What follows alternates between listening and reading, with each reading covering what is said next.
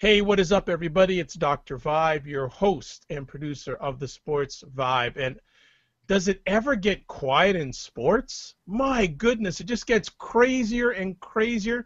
Like Brandon and I, we chatted for a few moments before the show went live tonight. We can't fit everybody in, can't fit everything in, but we are going to do our best to represent the Sports Vibe.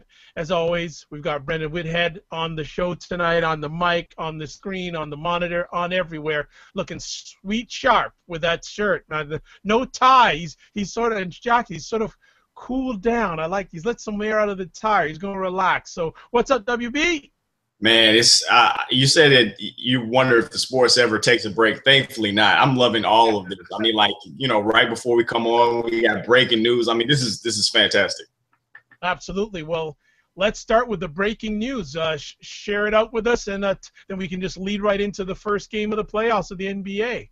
Yeah, Kyrie Irving looks like he's done for 3 to 4 months with a dislocated kneecap or fractured kneecap, and He was so good in game one, 22 points, 6 rebounds, 7 assists. I mean, he was everywhere. He was even good defensively, which is something you don't expect out of Irving. And it changes the entire complexion of the series, obviously. The Cleveland Cavaliers were already down Kevin Love. Now they're down Kyrie Irving.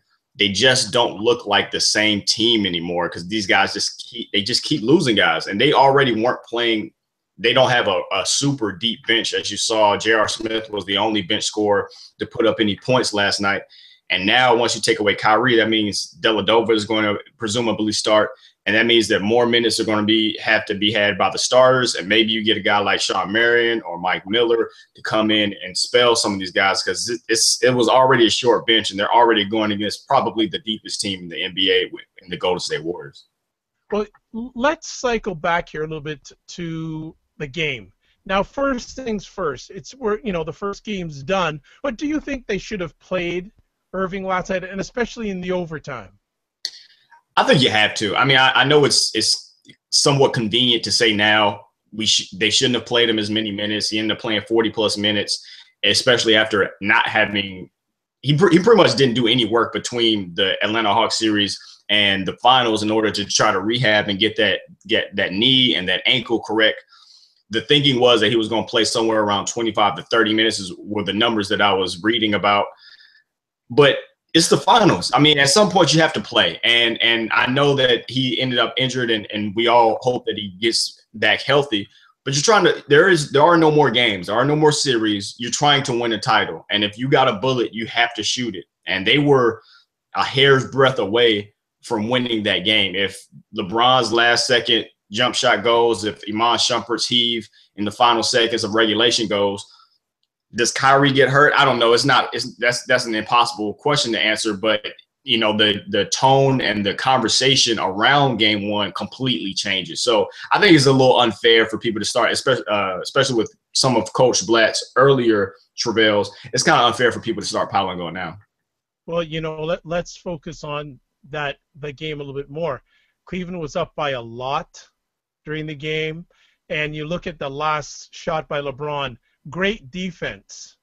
Because it was great defense. Maybe a little disappointing that he doesn't drive right there, especially after all his success. Yeah, that was good. Sure. Point. But good defense to keep LeBron outside because, again, during the playoffs, his outside jump shot has not been as proficient. Not at all. And he actually took 22 shots outside the paint last night, the most shots outside of the paint in a postseason game he's ever taken. Last night was, first off, it was an exceptional game. Even though it was a little sloppy early on, which pretty much everybody expected with the week off, it was a lot of fun. Guys were absolutely getting after it on both sides of the ball. It was interesting with what Cleveland did in the second half. Basically what they did was they went ISO to LeBron, ISO to LeBron, ISO to LeBron. Now, while it wasn't perhaps aesthetically pleasing, especially in contrast to what Golden State was doing on its end, it did keep Golden State out of transition. Keep in mind, Golden State was #1 in the league in transition points per game. It kept them out of transition because even if LeBron missed the shot, it's so difficult to try to run out of a paint shot from the opposition. So it kept them out of there. What it also did, however, was get the rest of the Cleveland Cavaliers kind of out of rhythm. Yep. You saw that when J.R. Smith was taking shots. You saw that when Shump was taking shots. Guys just didn't really have a feel for the game anymore because what was essentially they would run down to the court and then just watch LeBron. There was no off-ball action by anybody. There was no weak side action. It was just, hey, we're going to give it to LeBron at 20 feet, and we're going to just watch him back down the opposition. And I think it worked to slow down the game to get it to a pace that Cleveland felt more comfortable. But the other side of that coin is it kind of got everybody else on the team out of rhythm. True. Did you like it seems like the philosophy before we hear about Irving being out was that Golden State said, okay, LeBron's going to get his points, but we're not going to let anyone else get their points. Yeah, that was pretty much what everybody thought that Golden State was going to do. LeBron only assisted on 1 3-pointer in the second half and in overtime. You contrast that with what he did versus Atlanta Hawks. I think it was game 3. There was an 11-minute and 25-second stretch between the second and third quarters where he assisted on 8 different 3-point shots. That's 24 points in the span of less than a quarter. And when you contrast that with what Golden State just wasn't going to let that happen. He's as dynamic as LeBron is as a scorer. He's perhaps more powerful as a passer and a facilitator and a playmaker for that team. And they just weren't going to let other guys beat him. They weren't going to let JR just load up and knock down those open 3-pointers. They weren't going to let Shump do that either. And, to Steve Kerr's credit, he stayed with it because there was a few times where it was like 3 or 4 possessions in a row where LeBron was just backing guys in and they refused to give help. And it ended up working out for Golden State in the end. Good stuff. With Irving now out for this series, what do you think the casual fans' interests will be of this series now? Well, I think that the casual fan will stick around at least for game 2. If game 2 is a blowout, I think that's probably going to be the end of the national media or the national coverage in terms of the casual fan. But let me throw this out because I'm still not 100% sure that this series is over. The top 3 lineups for the Cleveland in terms of their net rating, which is their points scored minus their points allowed per possession.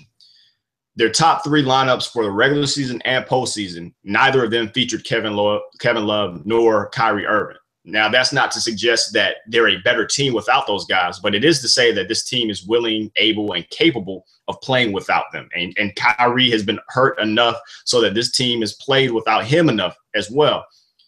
I think that one of the interesting things that are going to come out of this injury is the fact that you're not going to see that ISO played for the duration that it was. I think you'll still see LeBron in the high post ISO occasionally, but I think that they'll get back to I think that when they were at their best is when everybody's touching the ball and everybody's moving and everyone's involved in the offense. And I think that works best for everybody, even on the defensive side. If you're really involved in the game on both sides of the ball, the entire team elevates. When you're running up court and you know that you're not going to see the ball, regardless of how professional you are, regardless of the stakes, you want to be involved in the game. You want to feel like more than a guy who has a great seat and a great spectator. You want to feel involved in the game. I think that you're going to see a different Cleveland team.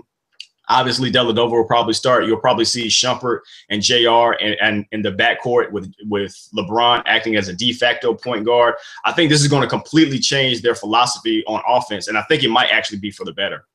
Well, it's interesting. It seems like Cleveland will start playing Golden State ball. Yes, and it was really, really interesting. Golden State went small, and you had seen them go small against everybody, regardless of their opponent. You saw them play small against Memphis, and you know how big they are with Zach Randolph and Marc Gasol, and they were still able to have a positive impact. Mozgov, I think, is one of the better finishing centers around the cup that they've seen. He had a really, really big impact. I don't expect Cleveland to change in that regard. I think they might go small occasionally just because their bench will be shorter, but I think that Mozgov will still have a really, really big impact.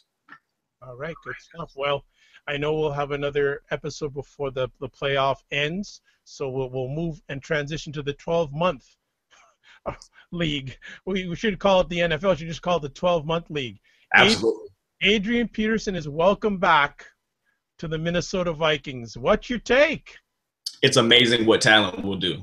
If Adrian Peterson is just some middling running back, then he's cut. He's not put on the commissioner's exempt list. He's cut last year, and that's probably the last we hear of him.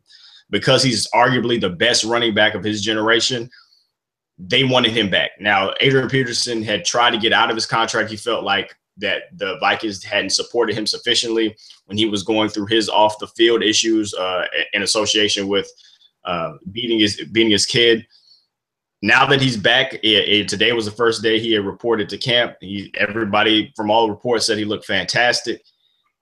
I think what the larger point to take from this, and he went on Twitter to talk about this, was the NFL contract and how essentially what he was talking about was the fact that these contracts are contracts of kind of faux adhesion, meaning that it only applies to the player side, that in many cases the team at any point can kind of cut their losses and just end up not honoring the rest of their contract.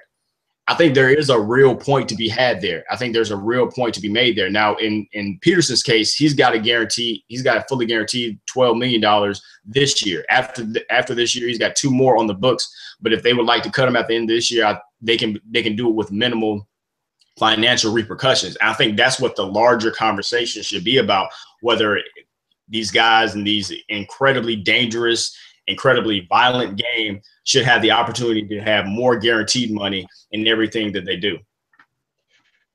But one would say that, you know what, they get paid, and always a question if you ask them if they want to take that risk to get the money they get paid, most of them would do it anyways. Would you do it if you were in those shoes? Well, perfect example. Anthony Dixon from the San Francisco 49ers, 26-year-old today. Yeah, quit. He's retiring. He's absolutely retiring. And there was another player, another linebacker from that team that retired earlier. And you're starting, and we had this conversation earlier. You're starting to see guys after they've made some money look back. Not even older guys. This guy's 26 years old. Look back and say, you know what? This isn't worth it. It's just not worth it to me anymore. I love this game. I've played this game forever, but the more information is found out and the more these guys are realizing exactly what the physical toll is, these guys are opting out. And it's understandable because it's the numbers surrounding what these guys have to go through once they retire is really, really scary. So, I mean, is it worth it? And would guaranteed contracts change that at all?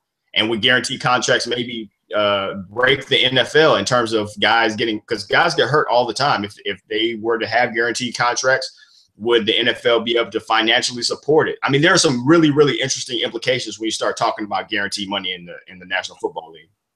Okay, well, sliding on to guaranteed money, I guess you must be a little bit poor after what your city's quarterback Cam Newton just signed a huge contract. He's going to be earning $31 million in 2015 as a $22.5 million signing bonus. Yep.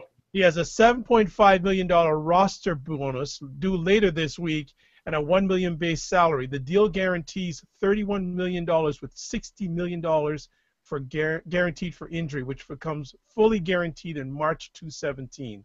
The 5-year, $103.8 million deal averages to $20.76 million a year. Yes, sir. Equal to what Matt Ryan of the Atlanta Falcons is signed for. What are your thoughts on this deal? Is Cam Newton really worth that money? Well, one, I think you have to always understand that while he's making more, I think he's right underneath Ben Roethlisberger in terms of millions per year. The money's always going to go up. Tannehill just signed a deal where he's making something like $19 million a year.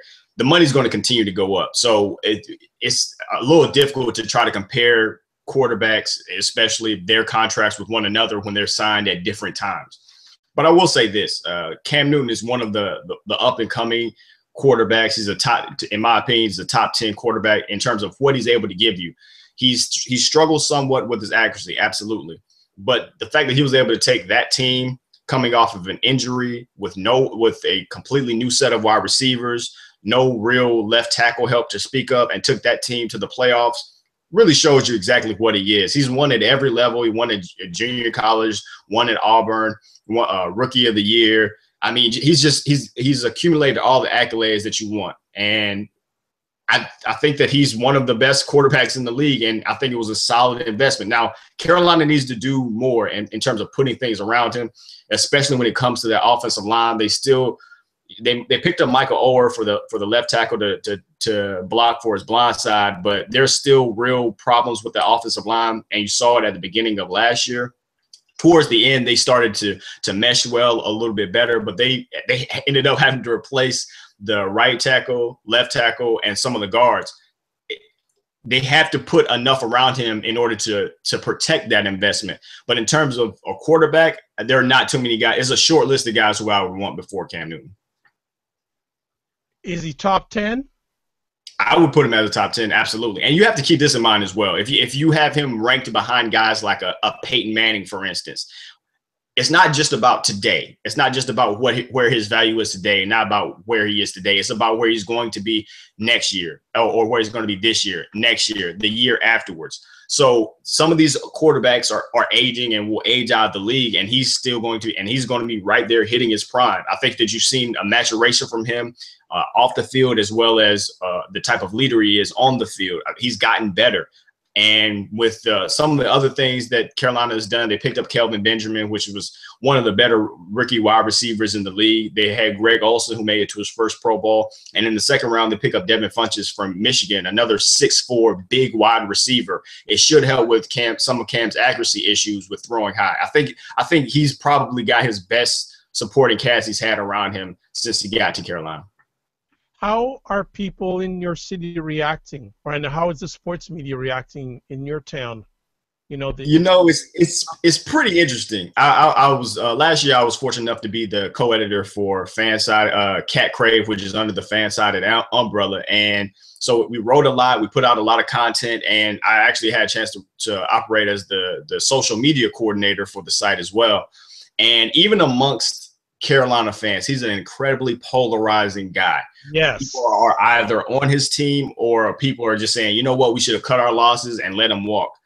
I don't know what it is about him, and he's been pretty much like this since he got in the league. Look, he had his troubles at Florida, where he was originally recruited, ended up leaving there and then having to transfer to Blaine College.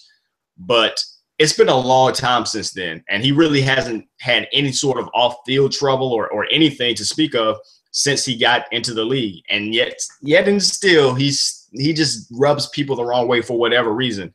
I love him as a quarterback. There's not too many guys that I'm taking before him, but it's a pretty heavy split. And I think that this year, especially after getting that contract, this year is going to put a lot of people in or out of his camp.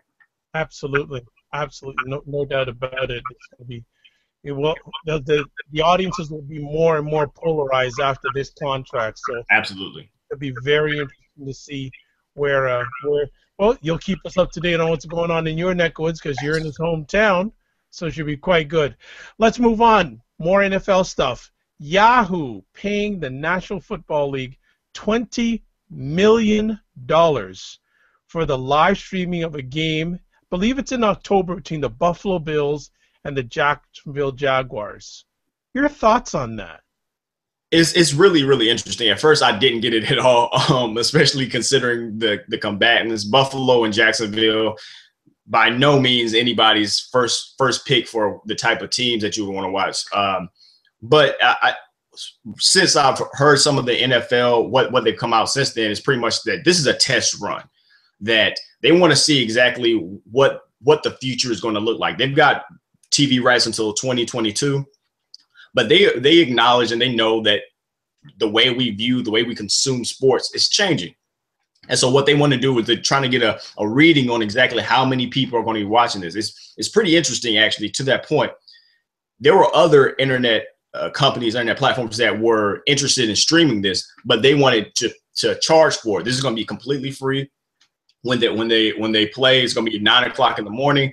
And you can just go on Yahoo and you can stream it and you can watch the game for free.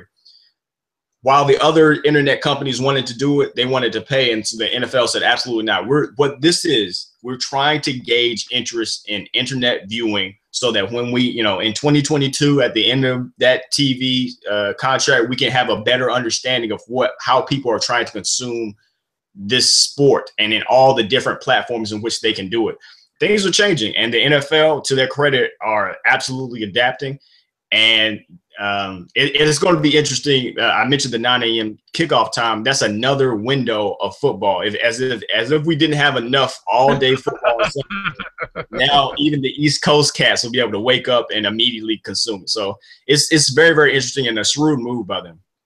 And it's interesting, the business of football is changing because it seems to be a much better experience to watch football from your home or from your tablet now than it is to go to a live game. Like the NFL is really looking out saying things are changing and let's be ahead of the curve. Yeah, it's really interesting. Last time I went to an NFL game, I'm ashamed to say I spent a lot of my time looking at the score or at the large boards that they had in order to see the replay. Like you can't, if you're watching the game live, you can't see the replay. You can't get a really good feel for the down and distance a lot of times.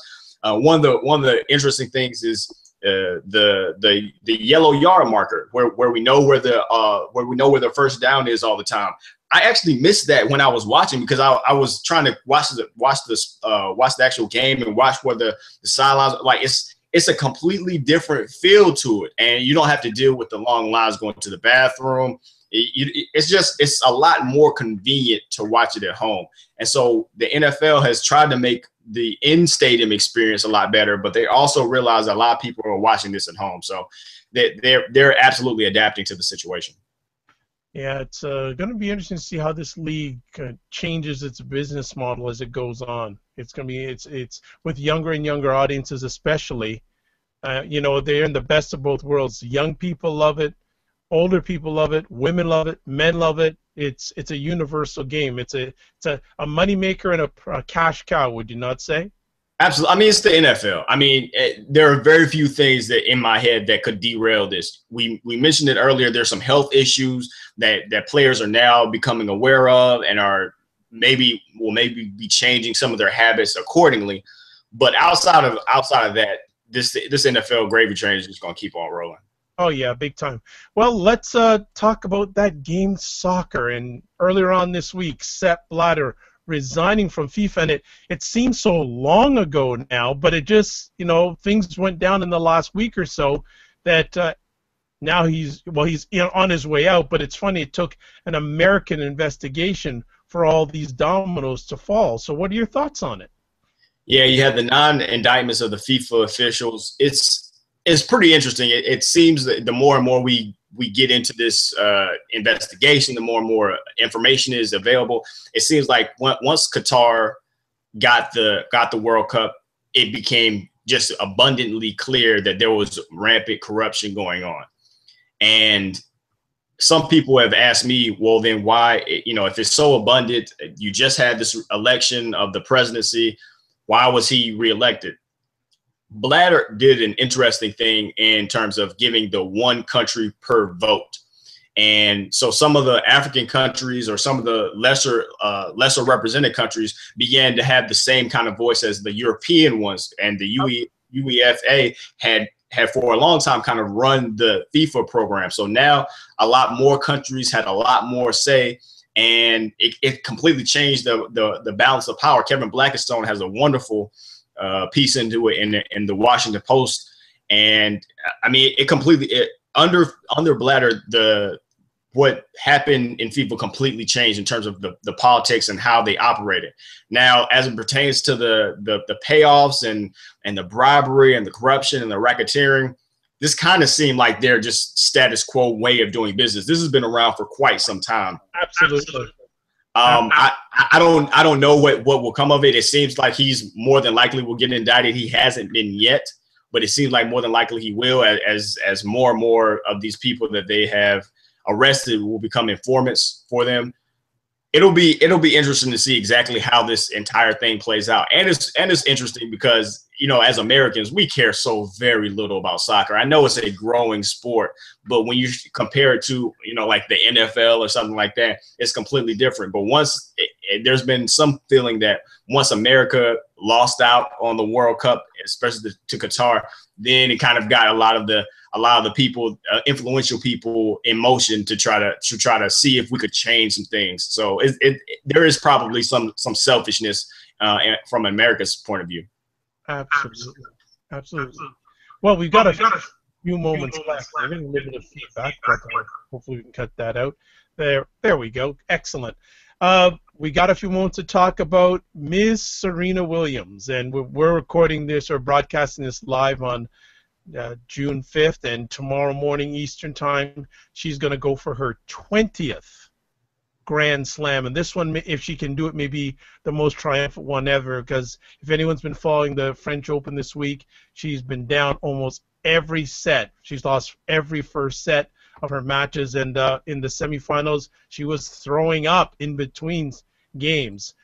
What is your take? Can Serena do it? And if she does, what statement does that say about her, not only as a tennis player, women's tennis player, but as an athlete? She, as soon as I heard her, because I was at work when she was playing, so I was kind of just following along on Twitter. But as soon as I heard what was going on, how sick she was, the first thing I thought was that she was probably going to lose. Tennis is such a physically grueling and physically taxing sport. That's not really something, and because there are no teammates, it's not really something that you can kind of just be physically impaired and just kind of push through it. It's not one of those sorts of things. The fact she throws up on the court, gets back up, and goes out and dominates after being down a set and a break, I believe. She's one of those, and I immediately, being a North Carolina kid, I immediately thought of Jordan's flu game versus Utah.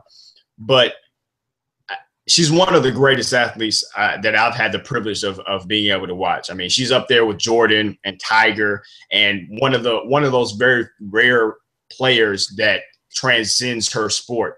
I mean, I really started watching women's tennis once Venus and Serena came about, and she's meant a ton to me. Just getting a chance to watch pretty much her entire career, her, from the time that she was first in there with the beads falling all over the court to now that she's one of the greats. I mean, she's up there with Graf and Everett and Billie Jean King, like one of those pillars of that sport and of all sports, really. I mean, just kudos to her. One of my favorite athletes of all time. Yeah, but her face is definitely on a Mount Rushmore of women tennis players. What do you admire most about her game? I mean, honestly, the beginning is so storybook in terms of her father teaching her and her sister how to play at the public courts of Compton, not being in part of the junior tennis circuit, and kind of coming out of nowhere in a lot of aspects and a lot of respects, because that just doesn't happen in that sport. Players are from pretty much since they're tykes are brought up in that system, in that junior tennis system, and that's all they do. They're just tennis players, and that's all they do. And that's why you see a lot of them break down and burn out. Martina Hingis famously retired incredibly early because that's all that they had done since she was about 13 years old, was solely play tennis at a very, very high level. And she and her sister were both criticized early on for having outside interests. They have in acting and modeling and clothes. They have clothing lines and all sorts of things. And they were thought that they weren't focused enough, that they didn't want to be great enough.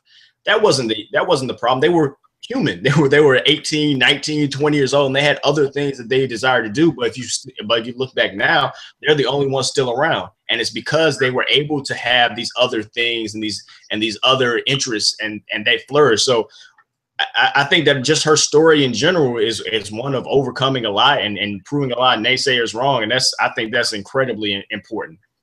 Well, for me, one of the things I really admire about her is the mental focus. Yes. Like, I mean, when you see her play, when she gets into her zone, it's over. It's over.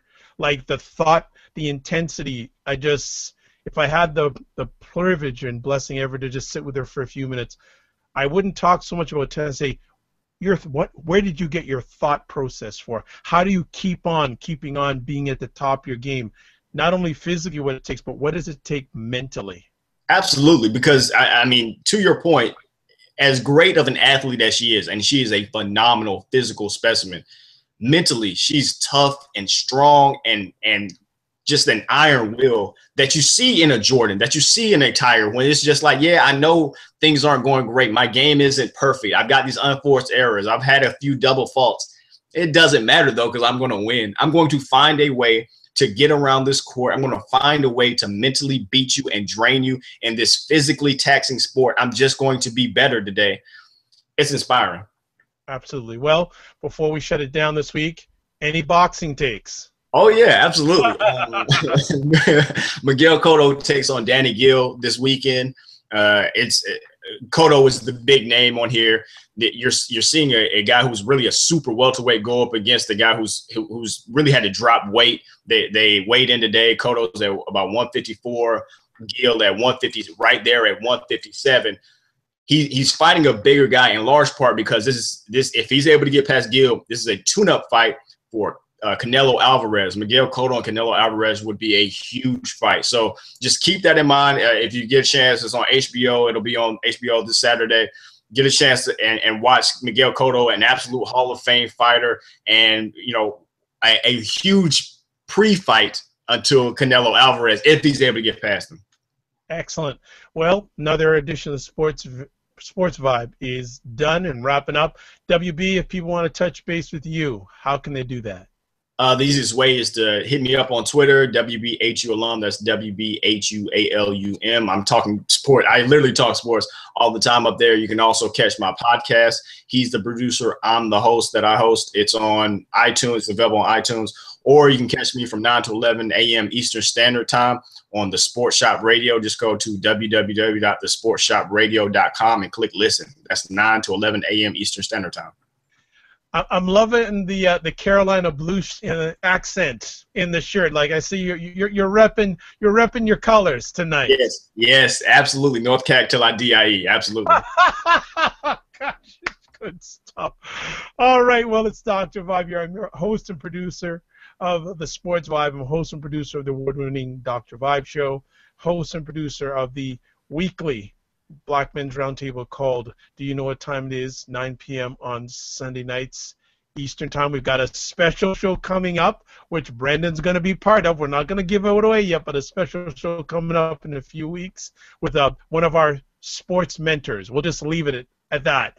And also you can catch me once a month hosting and co-producing the Good Men Project show at thegoodmenproject.com, the conversations that no one else is having. And also I produce and co-host weekly podcasts Monday night, 8 p.m. for a White House proposal for a council on boys, a proposed White House council on boys and men. As always, I like to say you're blessed and highly favored.